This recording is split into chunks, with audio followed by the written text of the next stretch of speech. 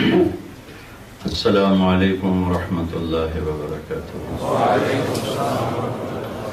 الحمد للہ الذی لہ ملک السماوات والارض یحیی ویمیت وهو علی کل شیء قدیر واشهد ان لا الہ الا اللہ وحدہ لا شریک لہ واشهد ان سیدنا ومولانا محمدا عبدہ ورسولہ. اما بعد. میرے محترم بھائی اور دوستو، آپ کی خدمت میں ایک حدیث پیش کرنا چاہتا ہوں. لمبی بات نہیں کروں گا، آپ کام والے لوگ ہیں. اور اس سے پہلے ایک بات عرض کرنا چاہتا ہوں، مسجد نعرے کی جگہ نہیں ہے. یہ ہمارے خطیبوں نے بہت تباہی پھیلائی ہے کہ وہ گرم ہی نہیں ہوتے جب تک نعرے نہ لگیں. تو بھائیو، آپ کو اگر نعروں کا شوق ہے تو کسی ہال میں جلسہ کریں، تو جتنے مرضی نعرے لگائیں، کوئی مسئلہ نہیں. لیکن یہ مسجد ادب کی جگہ ہے اور یہ اللہ تعالیٰ کا گھر ہے. یہ نعرے لگانے کے لیے نہیں ہے، یہ بے ادبی ہے. یہ ہمارے بر صغیر کی بدعت ہے کہ سب نعرے لگواتے ہیں. یہ مسجد کے ادب کے خلاف ہے. بلکہ یہاں تک فقہاء نے لکھا ہے کہ جتنے نمازی ہوں اس کے مطابق سپیکر کی آواز رکھی جائے، اس سے زیادہ نہ رکھی جائے، کہ اس سے اگر زیادہ آواز ہوگی تو بھی مسجد کے ادب کے خلاف. تو یہ ہو ہا اور زندہ باد مرد آباد، اس کی کہاں گنجائش ہے؟ ہاں، کسی حال میں آپ جلسہ کر رہے ہیں، اس میں بے شک آپ جتنے مرضی نعرے لگائیں، جتنا مرضی شوق پورا کریں، کوئی منع نہیں. لیکن مسجد کو نعروں کی جگہ مت بنائیں. اگرچہ ہو سکتا ہے میری بات سے اختلاف بھی کیا جا سکتا ہے، لیکن جو میرے جی میں تھا میں نے آپ سے عرض کر دیا. اس میں احتیاط فرمایا کریں.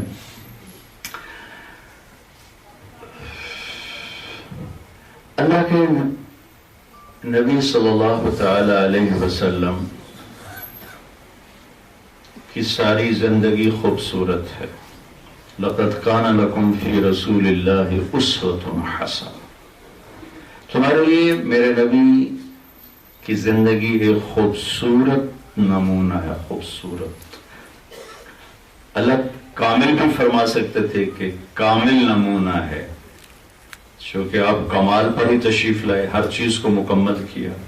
نبوت کمال پر پہنچی، شریعت کمال پر پہنچی، کتابیں کمال پر پہنچی، دین کمال پر پہنچا، ہر چیز کو آپ نے کمال تک پہنچا. خدا آپ اپنی ذات میں بھی کامل، اکمل، اطہر، اجمل، احسن، انور. لیکن اللہ تعالیٰ نے ایک لفظ کامل سے ہٹ کر لفظ حسنہ استعمال کیا کہ میرے نبی کی زندگی تمہارے لیے بہت خوبصورت نمونہ ہے. کیا کیا اس کی حکمتیں ہیں؟ ہر لفظ قرآن میں جیسے آیا ہے ویسے ہی وہاں ہونا چاہیے، اس کے علاوہ کوئی اور آ ہی نہیں سکتا. ایک سادہ سی حکمت کہ خوبصورتی کی طرف انسان کا دل کھنچتا ہے. خوبصورت منظر ہو، عمارت ہو، کپڑا ہو، گاڑی ہو، شکل ہو، صورت ہو، بول ہو، شعر ہو، تقریر ہو، تحریر ہو، تصنیف ہو، خوبصورتی کی طرف دل اپنے آپ جاتا ہے. اور خوبصورتی کے لیے دلیل نہیں چاہیے، بلکہ اپنے آپ کو اپنا وجود تسلیم کرواتے. آپ کے یہاں تو چاند بہت کم آپ کو دیکھنے میں کو ملتا ہوگا. چودھری کا چاند ایک ایسا حسن ہے جس کے لیے کسی دلیل کی ضرورت نہیں. جو کہے یار یہ خوبصورت ہے کہ نہیں ہے تو اس کو تھوڑا سرما لگاؤ گے، اپنی آنکھیں کا علاج کرا، نظر بھی ٹیسٹ کرا کہ چاند کے لیے دلیل مانگتا ہے. ٹھیک ہے، تو میرے نبی کی اس خوبصورت زندگی میں سے صرف ایک حدیث آپ کو سناتا، اور اس کے بارے میں آپ نے ایک عجیب لفظ استعمال فرمایا کہ ذَلِكَ مِن سُنَّتِ. یہ میری عظیم الشان سنت. میں یہ تو نہیں کہتا ہوں کہ اور کسی جگہ یہ لفظ نہیں آیا، میں اتنا ضرور کہتا ہوں کہ میری یادداشت کے مطابق میری یہ لفظ اور مجھے کہیں یاد نہیں، لیکن میں نے کون سا سب کچھ پڑھا ہوا ہے، جتنا میری نظر سے گزرا ہے اور میرے ذہن میں محفوظ ہے، یہ لفظ صرف یہی آیا ہے کہ بیٹا یہ میری عظیم الشان سنت ہے. میرے نبی کی ہر سنت ہی بہت بڑی ہے، لیکن خود آپ کی زبان مبارک سے نکلا کہ یہ میری عظیم الشان سنت. یہ داڑھی بھی سنت ہے، یہ پگڑی بھی سنت ہے، یہ سفید لباس بھی سنت ہے، سیدھے ہاتھ سے کھانا بھی سنت ہے، نکاح بھی سنت ہے. لیکن عظیم الشان سنت، میری عظیم الشان سنت، یہ میری یادداشت میں اسی ایک جگہ پر ہے کہ میرے بیٹے انس یہ میری ایک عظیم الشان سنت ہے. ومن احب سنتی، جو میری اس سنت سے پیار کرے گا فقد احبنی، وہ ہے مجھ سے پیار کرنے والا. محبت کا دعوت اللہ کے فضل سے ہر مسلمان کے دل میں اللہ اس کے رسول کی محبت ہے، چاہے تھوڑی ہے، زیادہ ہے، بہت زیادہ ہے، کوئی دل اس سے انشاءاللہ خالی نہیں ہے. لیکن جس کو آپ نے معیار قرار دیا کہ جو میری اس سنت سے محبت کرے گا وہ ہے مجھ سے محبت کرنے والا. ومن احب سنتی کان معی فی الجنہ، جو میری اس سنت سے پیار کرے گا وہ جنت میں میرا ساتھی ہو جائے گا.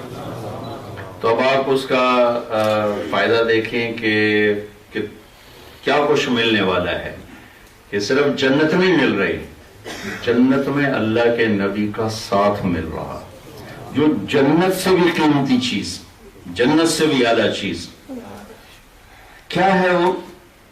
یا بنی، آپ نے حضرت انس سے فرمایا یا بنی ان استطعت ان تصبح وتمسی ولیس فی قلبک غش لأحد فافعل. ثم قال وذلك من سنتی ومن احب سنتی فقد احبنی ومن احبنی کان معی فی الجنہ. میرے بیٹے انس، ایک کام کرنا ہے اور یہ کام زندگی بھر کرنا ہے. تصبح و تمسی، یہ کام زندگی بھر کا ہے، 5 وقت کی نماز کی طرح نہیں، سال کے 30 روزوں کی طرح نہیں، زندگی میں ایک دفعہ حج کی طرح نہیں، اشراق اوابین کے نوافل کی طرح نہیں، قرآن کی تلاوت اور تسبیح کی طرح نہیں.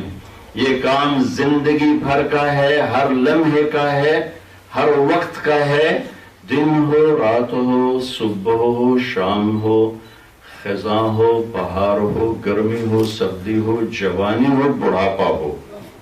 زندگی کے ہر دور میں، ہر لمحے میں، ہر پل میں میرے بیٹے ایک کام کرتے رہنا، اس دل میں کسی کی نفرت نہ پالنا. یہ میری عظیم الشان سنت ہے. آپ اس میں غور فرمائیں. لِأَحَدٍ، کسی مسلمان سے نفرت نہ کرنا یہ نہیں فرمایا. لِأَحَدٍ، 7 ارب دنیا میں انسان ہیں، 7 ارب. میرے نبی فرما رہے ہیں دنیا میں کسی انسان سے بغض نہ رکھنا، کھوٹ نہ رکھنا، نفرت نہ کرنا. اور ہمارے ہندوستان پاکستان میں نفرت کو ایسے پالتے ہیں جیسے ماں بچے کو پالتی، اور ہمارے یہاں انتقام اور بدلہ اور بغض یہ ایسے پلتا ہے جیسے مالی پودے کو پالتا ہے.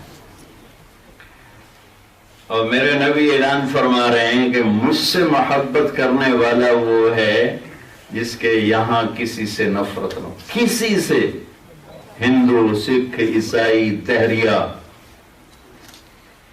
مشرک، مومن، کافر، مسلمان، جواری، شرابی، شراب بیچتا ہے، جوئے کا اڈا چلا، جو بھی کرتا ہے وہ اس کا اور اللہ کا معاملہ ہے. حساب اللہ نے لینا ہے، طارق جمیل نے نہیں لینا. لہذا تو کیا کر میرے بیٹے انس، تو سب سے دل کو صاف رکھ، صاف رکھ، صاف رکھ، جو کہ ایک دفعہ صاف کرنے سے صاف نہیں ہوگا۔ تصبح وتمسی، کپڑا ابھی پہنا شام تک میلا ہو گیا، دوبارہ پانی سے دھو، پھر میلا ہو گیا پھر دھو، برتن استعمال کیا میلا ہو گیا، پانی میں ڈال کے صاف کرو پھر استعمال کرو۔ یہ دل تصبح وتمسی میں اشارہ ہے کہ دل پر بھی ایسے ہی غبار آتے رہیں گے، کبھی نفرت، کبھی بغض، کبھی حسد، کبھی حقارت، کبھی کمی، کبھی کچھ، تو کیا کرتے رہنا ہے؟ صاف کرنا ہے، صاف کرنا ہے، صاف کرنا ہے۔ یہ وہ جنگ ہے جو نظر تو آتی نہیں، پر اس سے خوفناک جنگ کوئی نہیں۔ نہ تلوار ہے، نہ کلاشنکوف ہے، نہ بم ہے، نہ چاقو ہے، نہ خنجر ہے، نہ پسٹل ہے،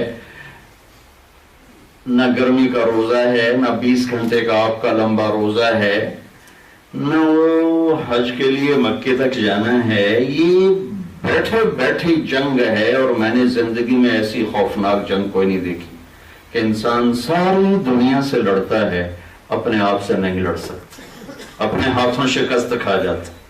ساری دنیا کو شکست دینے والے شاہزوروں کی تاریخ پڑھو، اپنے ہاتھوں کیسے شکست کھا، چھوٹی چھوٹی خواہشات پر کیسے ٹوٹ جاتے تھے، گر جاتے تھے، انسان بکھر جاتا ہے۔ بھائیو، آپ بہت بڑا مجمع ماشاءاللہ اہل ایمان کا آئے ہوئے ہو، اور ہم ایک ہی دیس کے ہیں، اور یہ ہمارا معاشرہ ہے، میں تو وہیں پیدا ہوا، وہیں عمر گزری ہے، ہم کسی کو معاف نہیں کرتے، ہمیں معاف کرنا سکھایا ہی نہیں جاتا، ہم انتقام کو پالتے ہیں، ہم نفرتوں کو پانی لگاتے ہیں، ہم بغض کو پروان چڑھاتے ہیں، اور اس کا کوئی فائدہ نہیں، نہ دنیا میں نہ آخرت میں۔ آپ کا دین بھی برباد، آپ کی دنیا بھی برباد۔ اس کو دھونا سیکھ لیں، آپ کی دنیا بھی آباد، آپ کا دین بھی آباد۔ میں ایک نئی ریسرچ پڑھ رہا تھا، جو لوگ پازیٹو سوچتے ہیں ان کو جم جانے کی ضرورت نہیں، تو ان کی ساری باڈی کو پازیٹو میسج جاتا ہے تو وہ فریش رہتے۔ جو نیگیٹو سوچتے ہیں ان کو جم جانے کا فائدہ کوئی نہیں، جڑے مرضی چار ہیں بنڈل ڈنڈل، انہیں ایم ہی رہنا ہے، کیونکہ اندر ہی نفرت پالی ہوئی ہے، اندر بغض پالا ہوا ہے، اس سے نہیں بولنا، اس سے نہیں بولنا، اس سے بائیکاٹ ہے، اس سے بائیکاٹ ہے، سلام دعا بند ہے، بس جی ایسی طرح چھوڑ دیتا، راہ ہی چھوڑ دیتی ہیں۔ یہ مرنے والوں کے یہ راستے نہیں ہیں، نہ مرنے والوں کا یہ طریقہ زندگی ہے۔ مر کے مٹی ہو جانے والے کے کیا جھگڑے، کیا لڑائیاں، کیا نفرتیں، کیا حسد، کیا بغض، چند دنوں کے بعد دیکھنا اس کی قبر میں چند مٹھی خاک پڑی ہوگی اور کچھ نہ ہوگا۔ یہاں کے ہر عزت، شہرت، دولت، یہاں کے ہر لڑائی جھگڑے، انتقام، یہاں کی ہر بلندی پستی، یہاں کی ہر چیز کا آخری انجام چند مٹھی خاک ہے۔ جاؤ بادشاہوں کی قبریں اکھاڑ کے دیکھو، مٹی کا ایک تھوڑا سا ڈھیر پڑا ہوگا، اور وہ بتا رہا ہوگا کہ یہ آخری انجام ہے۔ اس دل کو صاف کرنا سیکھو۔ اسی کی تائید میں ایک حدیث اور سنا تھا۔ آپ مسجد میں تشریف فرما تھے تو آپ نے اشارہ کیا، اس دروازے سے ایک جنتی آنے والا ہے۔ تھوڑی دیر بعد ایک انصاری صحابی، وضو کا پانی داڑھی میں تازہ تازہ نظر آ رہا ہے، ہاتھ میں جوتا پکڑا ہوا، انٹر ہوئے۔ دوسرے دن وہی وقت آپ نے کہا اس دروازے سے ایک جنتی آ رہا ہے، وہی صحابی اسی کیفیت میں، پانی داڑھی میں وضو کا اور ہاتھ میں جوتا۔ تیسرے دن آپ نے فرمایا اس دروازے سے ایک جنتی آ رہا ہے، وہی آدمی۔ 3 دن ایک آدمی آیا۔ اس مجمع میں ایک صحابی ہیں، ان کا نام ہے عبداللہ بن عمر رضی اللہ تعالیٰ عنہ۔ یہ میری جتنا کو میں نے صحابہ کو پڑھا ہے، سب سے زیادہ عبادت والے نوجوان تھے۔ سارا سال روزہ اور ساری رات نفل، اور 24 گھنٹے میں ایک ختم قرآن۔ ہمارا تو آج کا نوجوان چوتھے دن پاگل ہو جیسے، لیکن وہ طاقت اتنی تھی، ساری رات جاگتے تھے، نفل پڑھتے تھے، سارا سال روزے رکھتے تھے، اور 24 گھنٹے میں ایک ختم قرآن۔ ان کو یہ خیال آیا یہ مجھ سے زیادہ عبادت کرتا ہے، جو جنت کی بشارت اس کو ملی ہے تو اس کا مطلب ہے کہ مجھ سے بھی زیادہ عبادت کرتا ہوگا، لیکن کیوں کرتا ہے؟ جو 25 گھنٹے 26 گھنٹے 24 گھنٹے تو سارے میں مصروف کر چڑھ دیں تھے، یہ کیڑا کام کیتی جاتا ہے؟ کہ میں دیکھوں گا، لَأَرَيَنَّ مَا يَصْنَعُ، میں دیکھوں گا یہ کیا کرتے ہیں۔ ایک آدمی رات کو جت سوتا نہیں، دن میں کھاتا نہیں، اور 24 گھنٹے میں ایک ختم قرآن کرتا تو بولتا کب ہوگا لوگوں سے؟ تو لہٰذا ان کو یہ خیال آنا لازمی تھا کہ کیا کرتے ہیں یہ بزرگ، تو ان کے گھر پہنچ گئے۔ السلام علیکم چاچا جان، آپ کے پاس کچھ دن گزار سکتا ہوں؟ کہا ہاں ہاں بھتیجے بسم اللہ آؤ۔ رات کو عشاء پڑھتے ہی چادر اوپر لی اور تھوڑا سا سوراخ کر کے یوں لیٹ گئے اور دیکھنا شروع کیا کہ اب یہ کیا کریں گے۔ وہ ذرا سیانی عمر کے تھے، 50 پلس تھے، 60 کے قریب تھے۔ وہ تشریف لائے، سرانے پہ سر رکھا، سونے کی دعا پڑھی، اللہم بسمک اموت و احیا، اور جو سوئے اب یہ دیکھ رہے ہیں کہ انہوں نے اٹھے،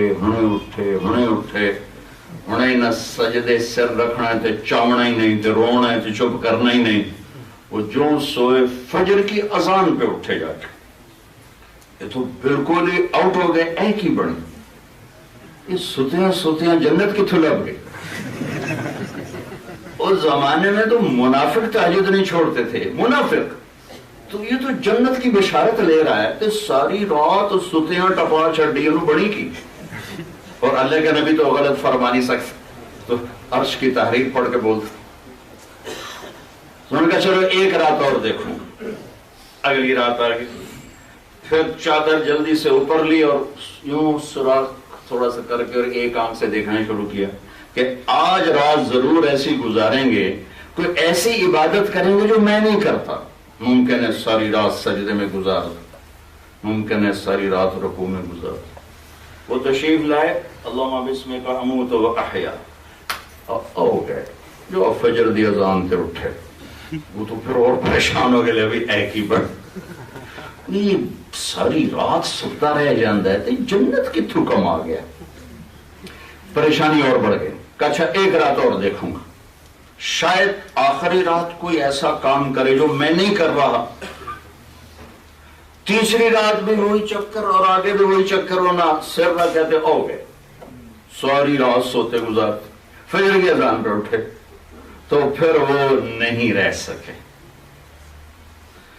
اب اللہ کے نبی کی بات بھی حق اور سچ ہے، اس کو تو چیلنج کیا نہیں جا سکتا، لیکن پلے نہیں گال پہ رہی بھی چکر کی یہ جنت لبی کتھوں۔ کہنے گے چاچا بات یہ ہے کہ میں 3 دن مسلسل اللہ کے نبی کے زبان مبارک سے سنتا رہا، ایک جنتی آ رہا ہے، ایک جنتی آ رہا ہے، ایک جنتی آ رہا ہے، تینوں دن تم ہی آئے۔ تو میں یہ دیکھنے آیا تھا کہ آپ کیا کرتے ہیں۔ چاچا تو ساری رات ہی سوتا رہ جانا، تیرے پاس کیا ہے جو اللہ کے نبی کہہ رہے ہیں جنتی جنتی جنت؟ کہنے کہ پترا یہ جو تو دیکھے میرے پلے اور کچھ ہے کوئی۔ اب وہ چہرے پر پریشانی ہے کہ چاچے کیا کوئی عمل نظر نہیں آیا، اور اللہ کے نبی کی خبر کو چیلنج کیا نہیں جا سکتا، حق اور سچ، لہٰذا پریشانی کے عالم میں اچھا ٹھیک ہے جی السلام علیکم۔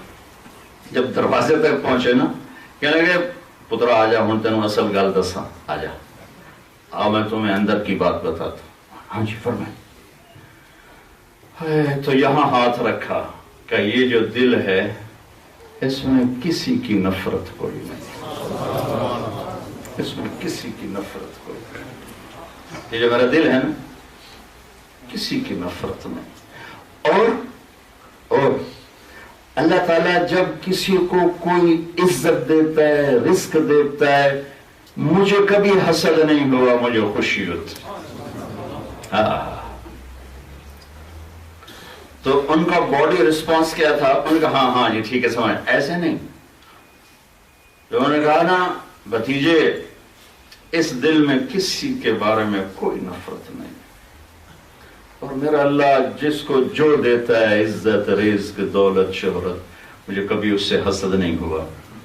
وہ کہنے لگے ہاں ہوا، ایک دم کرنٹ لگا، ہاں ہوا، یہ ہے یہ اسی سے آپ کو جنت کی بشارت ملی ہے. تاجد کا توڑ کو میں ڈھیر پڑھنا، اسی سے آپ کو جنت کی بشارت ملی ہے کہ آپ نے دل کا برتن صاف کر لیا ہے. الا من اتى الله بقلب سلیم، وہ اللہ کو بھائے گا جو صاف ستھرا دل لے کر آئے گا. تو اس پر دو دھبے لگتے ہیں، ایک ہے کبیرہ گناہوں کا اور ایک ہے لوگوں سے نفرت کا. یہ دو دھبے لگتے ہیں، یہ دھوتے رہو، کیونکہ برتن بھی میلا ہوتا ہے، دل بھی میلا ہوتا ہے، کپڑا بھی میلا ہوتا ہے، دل بھی میلا ہوتا ہے. ہمارے پاس کوئی ایسا سسٹم نہیں ہے کہ ہم اسے ایک دفعہ دھو کے ہمیشہ کے لیے دھو دیں. یہ ایسے ہی میلا ہوتا ہے جیسے کپڑا ہوتا ہے. تو کپڑے کو دھونے کے لیے پانی ہے، لیکن دیکھو یہ میرا مختصر سا جوڑا ہے، لیکن اس کو بھی دھونے کے لیے ایک بالٹی پانی چاہیے، کم از کم ایک بالٹی پانی چاہیے. لیکن 70 سال کے گناہوں کو دھونے کے لیے صرف ایک آنسو کا ٹپکا چاہیے، بس ایک آنسو، اور وہ بھی نہیں جو تیری آنکھوں سے باہر آ جائے. صرف تیری آنکھوں کے پیالے کو تر کر دے تو تیرے 70 سال کے گناہ ہیں یا 70,000 سال کے گناہ اللہ ایسے دھو دے گا کہ تیرے تن پہ ایک مچھر کے پر کے برابر گناہ باقی نہیں چھوڑ.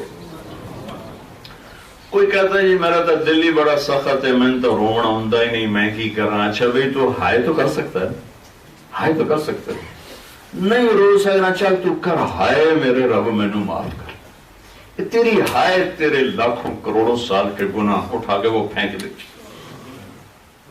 آئیو گندا دل دے کے مرنا نہیں، بڑا اوکھا کام ہو جائے، بڑا اوکھا کام ہو جائے. تم گندے کپڑے پہن کے کسی مجلس میں جاتے ہو، میلے کپڑے پہن کے کسی پارٹی میں جاتے ہو، کسی شادی میں جاتے ہو، آفس جاتے ہو اچھے کپڑے پہنتے ہو، کسی پارٹی میں جاتے ہو اچھے کپڑے، جو لوگ تمہارے کپڑے دیکھتے ہیں تو لہذا تم اس کا خیال کر کے جاتے ہو. میرا تیرا رب کپڑے نہیں دیکھتا، اے ٹوٹا ویندا وے اے کی ہے، یہاں دیکھتا ہے، یہاں دیکھتا ہے. ان اللہ لا ينظر الى صورکم ولا الہکم ولکن ينظر الى قلوبکم. اللہ تعالیٰ تمہارے کپڑے نہیں دیکھتا، تمہارے شکلیں نہیں دیکھتا، تمہارے پیسے نہیں دیکھتا، اللہ تمہارے دلوں کو دیکھتا ہے، دلوں کو دیکھتا ہے.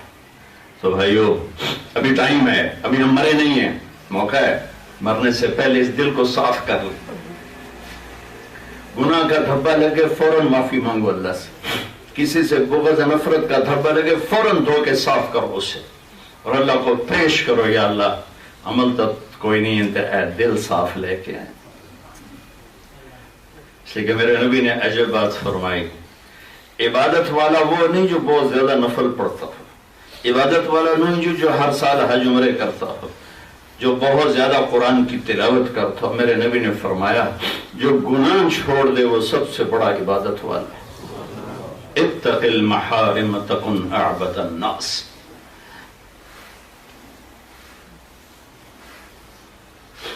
اور پھر گناہ ہو جانا کوئی بڑا مسئلہ نہیں ہے، کیونکہ جس سے معاملہ ہے نا وہ بڑا مہربان ہے. ہاں گناہ پہ اڑ جانا ایک کم خطرناک ہے. جن میں 100 دفعہ گناہ کرے اور 100 دفعہ توبہ کرے تو اللہ سے تعلق نہیں ٹوٹے گا، دوستی یاری پکی رہے گی. ایک گناہ کرے اور اڑ جائے، یہ ہو گیا جو میں کیتا سارے کیتی جان دے، یہ کیس خطرناک ہے، یہ کیس خطرناک ہے. لیکن گناہ پہ ندامت تو کوئی مسئلہ ہی نہیں. معافی بڑے کریم رب سے معاملہ ہے، بڑے کریم رب سے معاملہ ہے. بے غیرت نہ بنے کہ ڈھیٹ ہو جائیں کہ سارے جان کیتا میں کیتا تک ہی ہو گیا. آنسو نہیں بہتا، ایک حائز اللہ کو سنا. اور میرے رب نے میری گل کی، میں تمہیں اللہ کی اپنی حدیث قدسی سنا تو کہ میرا رب کہتا ہے میرے بندے تو اتنے گناہ کر کے زمین بھر دے. زمین تو چھوٹی جی 24,000 کلومیٹر، اس ساری کائنات کو بھر دے.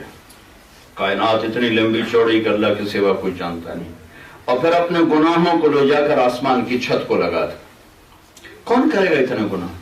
کس کے پاس ہے اتنی طاقت؟ میں دعویٰ کرتا ہوں سارے فرشتے گناہگار ہو کے اتر آئے جو بارش کے قطروں سے بھی زیادہ ہے، اور سارے انسان جنات نافرمان ہو کے زمین پہ آ جائیں اور یہ قیامت تک مل کر گناہ کریں تو آسمان کی چھت تک نہیں جا سکتا. اور میرا اللہ کہتا ہے برمنگم کی ایک عورت، برمنگم کا ایک مرد اتنے کرے کہ آسمان کی چھت کو لگا دے. ساری دنیا کے مفتی کہیں گے یہ جہنمی ہے، کافر مرتد ہے، اور میرا اللہ کہتا ہے ایک دفعہ کہنا یا اللہ معاف کر تو میں سارے معاف کر. کہنا صحیح، یہ نہ کہنا کہ اللہ آپ کو معاف کر سے. یزید اور حسین ایک نہیں ہو سکتے. کربلاؤں کا فلسفہ سارا زیرو ہو جائے. کیا ضرورت تھی اہل بیت کو سر کٹانے کی، بچوں بھائیوں سمیت نیزوں پہ چڑھ جانے کی کیا ضرورت تھی؟ کہ اچھائی اور برائی کا فرق قائم کرنا تھا. تو اتنی بڑی اس کی رحمت ہے کہ آسمان کی چھت کو لگا کر ایک دفعہ، 2 دفعہ بھی نہیں، 3 دفعہ بھی نہیں، ایک دفعہ آدھی زبان سے کوئی اللہ غلطی ہوگی معاف کر دے تو اللہ تعالیٰ کہتا ہے جاؤ معاف کیا. ولا ابالک، میں نے کڑی پکوا ہے. ارے پوچھتا بھی نہیں دوبارہ تو نہیں کرو گے. ہمارے تو ماں باپ پوچھتے تھے چھوٹے، دوبارہ تو نہیں کرو، دوبارہ تو نہیں کرو، دوبارہ تو نہیں کرو. نہیں دوبارہ نہیں کرے گا، دوبارہ نہیں کرے. اور میرا اللہ اتنی مہلت دینے کے بعد اور اتنی دفعہ توبہ توڑنے کے بعد ہر دفعہ کہتا ہے جاؤ معاف کیا. ایک دفعہ نہیں کہتا دوبارہ تو نہیں کرو، دوبارہ تو نہیں کرو. تو بھائیو اپنے اللہ سے تعلق بناؤ، اس دل کو صاف کرو. کسی کی نفرت، کسی کا بغض، کسی سے حسد نہ مذہب کی بنیاد پہ کرو نہ کسی دنیا کی بنیاد پہ کرو. میں درد سے کہتا ہوں کہ ہم اس وقت امت نہیں رہے، ہم فرقوں میں بٹے ہوئے ہیں. ہماری پہچان فرقہ واریت بن گئی ہے. ہماری پہچان امت، یہ فلاں فرقے کا، یہ فلاں فرقے کا، یہ فلاں فرقے کا، یہ مسجد ان کی ہے، یہ مسجد ان کی، یہ مسجد ان کی ہے. مسجد تو میرے اللہ کی تھی اور ہم ایک امت تھے، کبھی تھے، اب تو نہیں ہے. اور ایک آگ بھڑک رہی ہے. میں پچھلے 10 سال سے بول رہا ہوں ارے امت بنو. مجھے پتا ہے میری آواز صدا و صحرا ہے. اس بھڑکتی آگ کو شاید میں مرتے دم تک نہ بجھا سکوں، لیکن مجھے کہنا ہے. ابراہیم علیہ السلام کی آگ بھڑکائی گئی نا جلانے کے لیے، تو گرگٹ، یہ چھپکلی ہوتی ہے نا، چھپکلی اس سے ذرا بڑا ہوتا ہے، افریقہ میں بہت زیادہ ہوتا ہے، کیمرون چاڑ میں بہت دیکھا. اس نے اگر پھونکے ماری آگ پر تو گرگٹ کی پھونکوں سے آگ کڑی بچ جمنی ہے. لیکن لعنت اس کے مقدر بنی. آپ میرے نبی نے فرمایا جہاں گرگٹ ملے اسے قتل کیا جائے، جہاں گرگٹ ملے اسے قتل کیا جائے. کبوتر نے کیا کیا؟ اس نے چونچ میں تھوڑا سا پانی لیا، اوپر جا کے پانی کو یوں گرایا. اسے بھی پتا ہے میرے 2 قطرے نہ لے آگ کتھو جاؤنی، لیکن اس نے اپنی بساط کے مطابق پانی ڈالا. اللہ نے کبوتر کی محبت دنیا کے لوگوں میں ڈال. حرمین میں کبوتر کے سوا کوئی پرندہ ہی کوئی. مسجد نبوی بھری پڑی ہے، بیت اللہ بھرا پڑا ہے، وہ ساری دنیا کے حجاج جا کر ان کو دانا ڈال رہے ہیں. یہ میرے کی طرف سے اس کو پروٹوکول ملا ہے. ہاں کبوتر حلال ہے لیکن کوئی اس کو ذبح کر کے نہیں کھاتا. کوئی پرندوں کو گوشت ہمارا بہت کھایا جاتا، کبوتر کو کوئی ذبح نہیں کرتا، بہت کم. یہ اللہ نے وہ محبت ڈالی، وہ جو اس نے جا کے 2 قطرے پانی ڈالا تھا. مجھے پتا ہے عمر بیت گئی، میرے پاس 2 قطرے پانی کے سوا کچھ ہے نہیں، میں اس آگ، اتنی بڑی آگ کو میں اکیلا نہیں بجھا سکتا ہوں، لیکن آپ سے کہتا ہوں اگر آپ ہمت کرو، ان علماء سے کہتا ہوں کہ یہ ہمت کریں کہ یہ فرقہ واریت سے اوپر اٹھ کر دیکھیں اور بولیں، یہ اسلام کے ترجمان بنیں، اپنے مسلک پر قابو رہو۔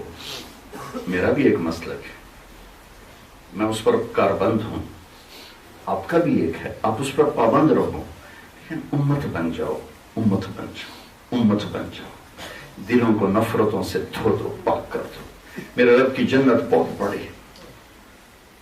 ہر فرقے والا کہتا بس ہم ہی جنت میں جائیں گے اور کوئی نہیں جائے گا، تو ویلی جنت اللہ اچار پاؤنا، ایڈی وڈی جنت اس بنا چڑی۔ میرے نبی کا فرمان ہے ایک دن آئے گا اللہ فرمائیں گے جہنم میں جس نے کبھی زندگی میں ایک دفعہ میرا نام لیا ہو اس کو بھی اٹھا کے جنت میں ڈالو۔ تو ہم کیوں اتنے تنگ نظر بنے کہ صرف ہم ہی ٹھیک ہیں باقی سب جہنمی؟ کبھی مذہب کے نام پہ لڑائی، کبھی سیاست کے نام پہ لڑائی، کبھی رشتے ناتوں پر لڑائی، کبھی تو تکرار پہ لڑائی، اور نفرتوں کی آگ بھڑکا دی۔ بھائیو 7 سمندر کا پانی بجھانے سے عاجز آ رہا ہے۔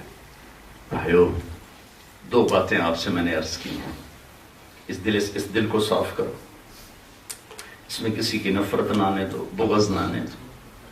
دوسرا، امت بنو، امت بنو، امت بنو، امت بنو، ورنہ ہمارا سفینہ ڈوب جائے گا۔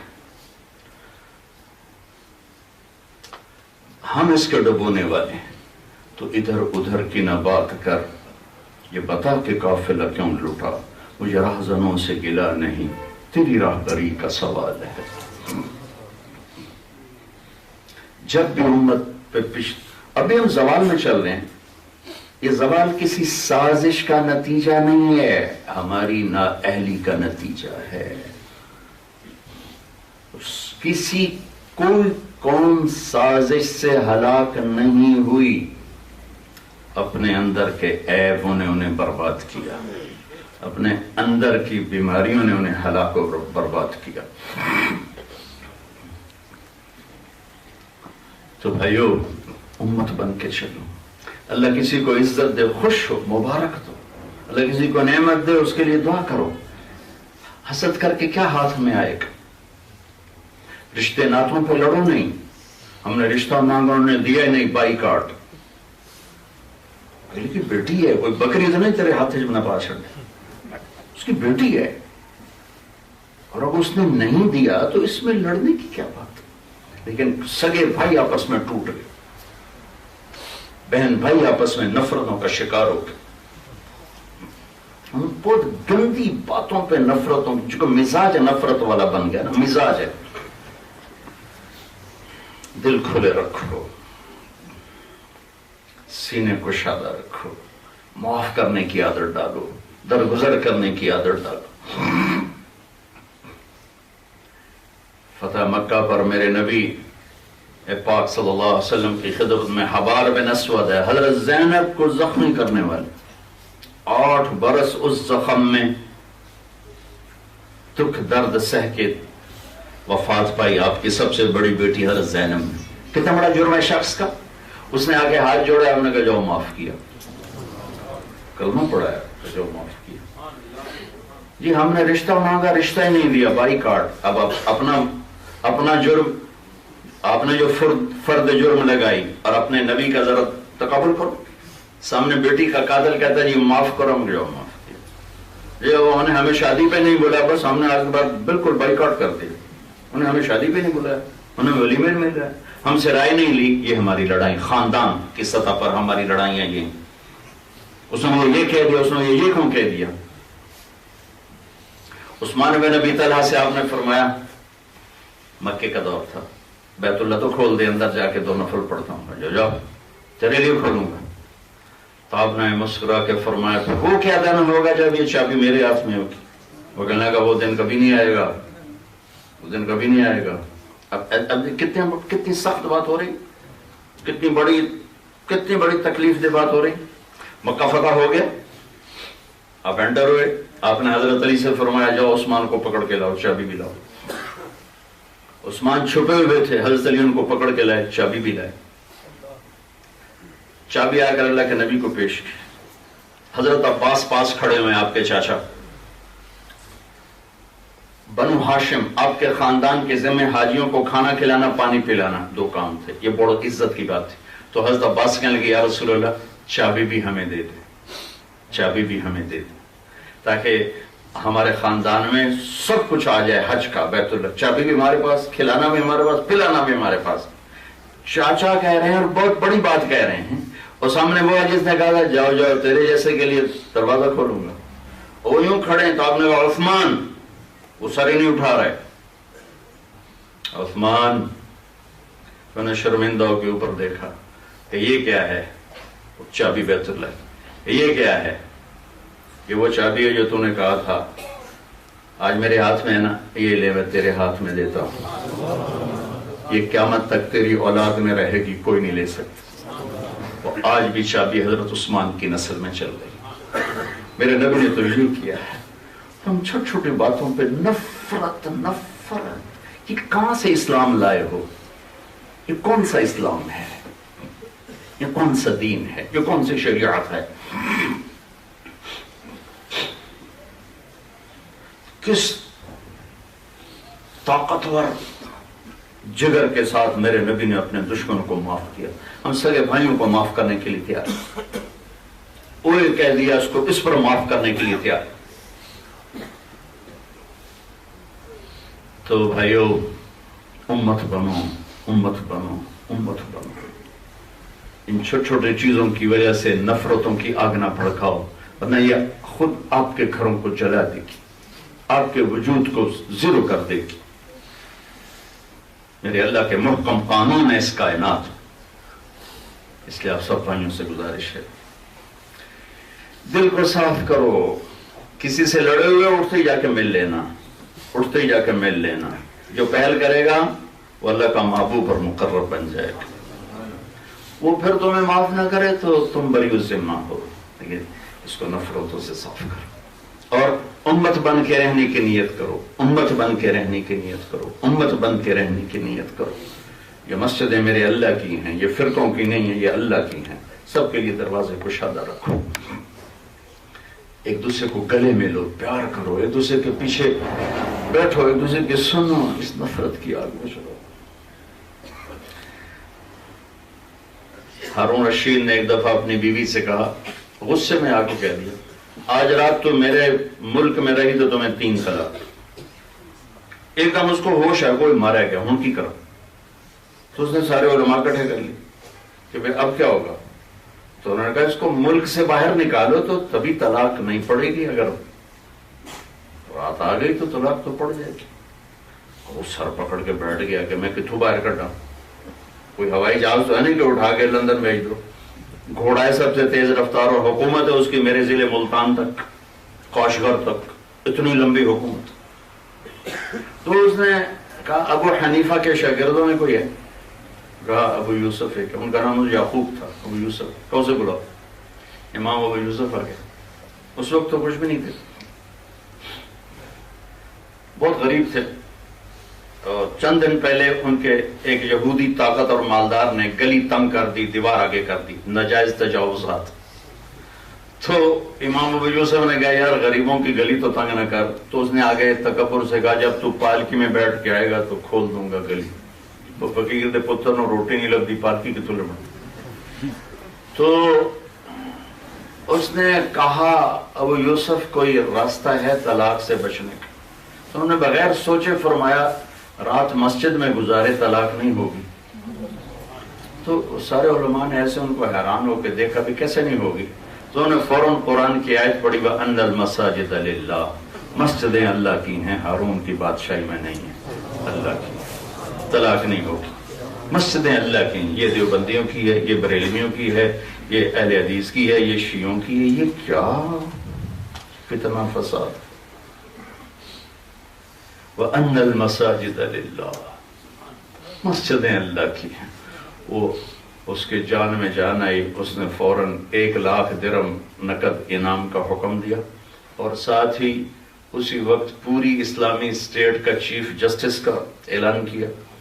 اور جب جانے لگے تو کہنے لگا پھیر جائیں، پالکی منگوائی اور بٹھا کر 4 غلاموں سے کہا ان کو کندھوں پہ بٹھا کے ان کے گھر چھوڑ کر آؤ۔ جب وہ گلی کے کنارے پر پہنچے تو کہنے لگا ایتھے ہی لا چھوڑو، ایتھے رکھو پالکی، ایتھے رکھو، کوئی یہودی کو بلاؤ۔ یہودی آ گیا، کہنے لگا دیکھ لیں میں پالکی میں آ گیا ہوں، اب ہماری گلی کا راستہ کھلا کر گلی میں کر دیں۔ تو بھائی یہ مسجدیں اللہ کی ہیں، انہیں اللہ کی رکھو، ان پر کوئی لیبل نہ لگاؤ، اپنے دلوں پر بھی کوئی لیبل نہ لگاؤ، اپنے اوپر مسلم بنو، مومن بنو، امت بنو، اپنے عقائد پر پکے رہو، لیکن دوسروں کے عقائد کے چکر میں ان کو کفر تک نہ پہنچاؤ۔ تھوڑی دنیا کافر پڑی ہے مسلمان بنانے کی، کتنی ہماری نسل ڈرگز کا شکار ہو گئی، ان پر محنت کریں۔ پچھلے سال اگست میں آئی تھی ہماری جماعت تھی، اب تو میں ویسے آیا تھا فیملی ٹور پر، تو وہ پریسٹن میں ہم جیل میں گئے تو انہوں نے بتایا کہ آپ کے بچے گوروں کے بچوں سے زیادہ ہیں جیل میں، مسلمانوں کے بچے، ریشو وائز کہ جتنی پاپولیشن مسلم ہے اس کے لحاظ سے ان کے بچے جیلوں میں زیادہ ہیں۔ کیوں ہماری نسل ڈرگ بیچنے پہ آ گئی، کیوں جرائم پر آ گئی؟ آپ کا علماء کا کام ہے کہ آپ اپنی نسل کو سنبھالیں، کرنے کے تھوڑے کم، اور بھی دکھ ہیں زمانے میں محبت کے سوا، راحتیں اور بھی ہیں وصل کی راحت کے سوا۔ تو نیت کرتے ہو سارے بھائی، یہ تبلیغ کا کام، اس کو سیکھنے کی محنت ہے۔ بڑے زمانے بعد ایک سٹیج ملا ہے جس میں امت کی دعوت ہو رہی، امت کی دعوت۔ میں نے رائمنڈ میں پڑھا، رائمنڈ میں گورنمنٹ کالج سے نکلا 3 دن کے لیے، اللہ نے 4 مہینے لگوا دیے، پھر مدرسے کا شوق ہوا تو وہیں رائمنڈ مرکز میں 7 سال میں واللہ میرے استادوں میں سے کسی استاد نے کسی مسلمان فرقے کے بارے میں ایک لفظ نہیں کہا۔ وہ چیز ہمارے خمیر میں اتار دی انہوں نے ہمیں امت پنا سکھایا، ہمیں فرقہ واریت نہیں سکھایا۔ میں مجبور ہوں یہ کہنے پر 7 برس میں ایک لفظ کسی کے رد میں نہیں بول۔ ہمیں کیا بننا ہے یہ بتاتے رہے، وہ کیا کر رہا ہے یہ نہیں بتا۔ تو سب سے محبت کرو، سب سے محبت سے تو دل جیتے جا سکتے ہیں، نفرتوں سے آپ کیا کرو۔ تو میں نیت کرتے ہو جب اللہ آپ کو موقع دے تبلیغ میں وقت ضرور لگانا، سننا پڑتا، پانی دینا۔